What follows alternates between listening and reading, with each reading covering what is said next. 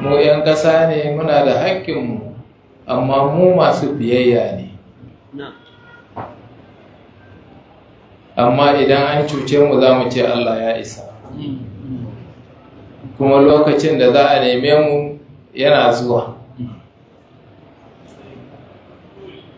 Muna da abin da za a nema. Allah da ya halicce mu, duk da abubuwa ba daɗi, na yi muku tuni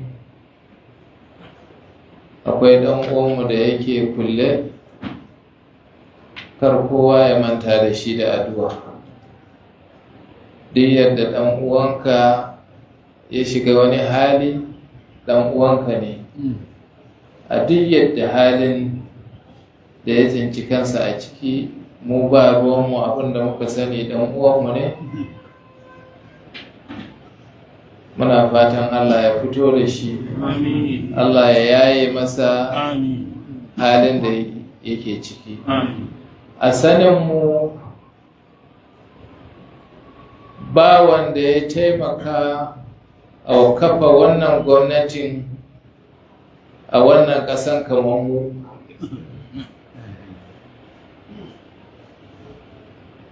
Hususan ni aikin da na yi mata ban ga wanda ya yi irinsa ba.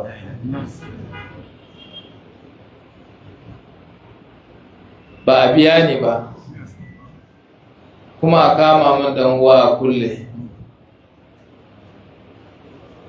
Duk abin da ya yi akwai hukunci, akwai doka a ƙasa. In mutum ya yi laifi a kai shi wajen hukunci, a hukunta shi.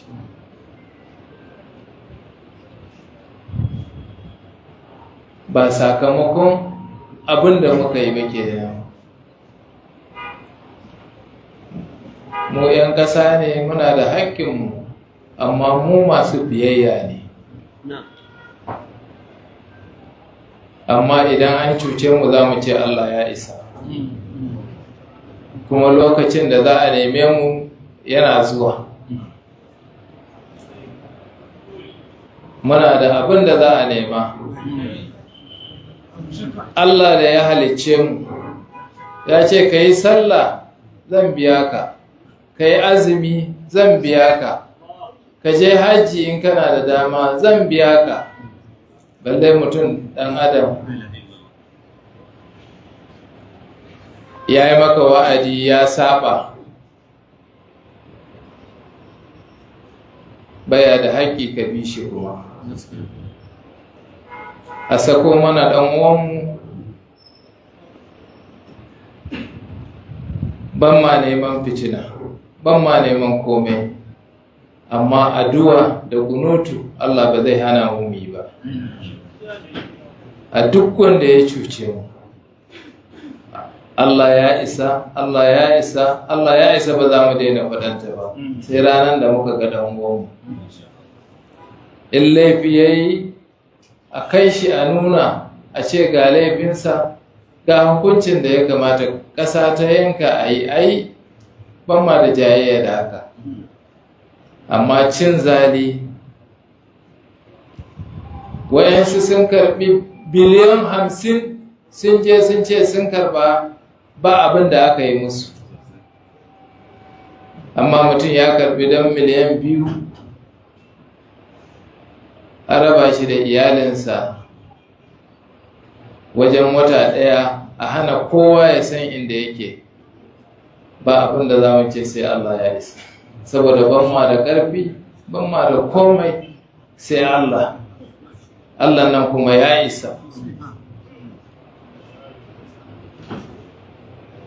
‘Yan uwa, mun gode muku da zuwan da kuka yi, Allah ya saka muku da alheri. Kamar yadda nake, Allah da ya halicce mu, duk abin da ya ce ka yi ya rubuta jaza'i.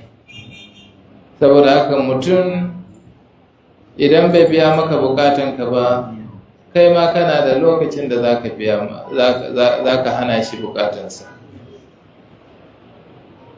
Allah ya saka muku da alheri, Allah ya haɗa kanmu, Allah ya ba mu lafiya da zaman lafiya a wannan ƙasanmu Najeriya. Duk inda suke fama da Boko Haram, suke fama da ɓarayin mutane, ɓarayin daji, Allah ya yaye musu. Allah ya dawo mana da Najeriya da arzikinta. Duk wanda ya nufi Najeriya da sharri, Allah ya mayar masa ita. Duk wanda ya nemi ƙasanmu Najeriya da sharri, Allah ya mayar masa ita. Duk wanda ya nemi Najeriya da sharri, Allah ya mayar masa ita. Dan darajar manzon Allah sallallahu alaihi wasallam. Assalamu alaikum wa rahmatullahi ta'ala.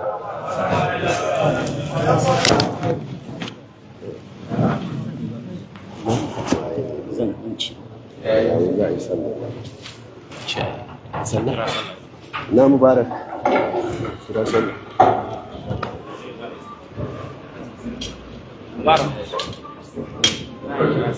الله أكبر الله أكبر الله أكبر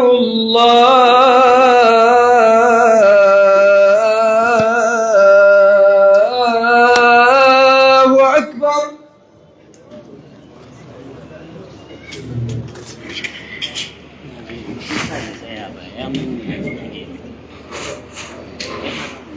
أشهد أن لا